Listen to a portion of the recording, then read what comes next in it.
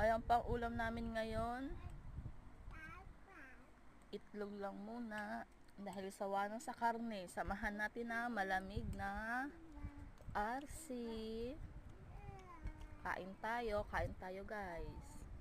Ayan oh. Dahil late na nga ang aming hapunan. Alauna na ng hapon. Dahil tinamad ako magluto. Samahan natin ng malamig na RC Cola. Kain tayo.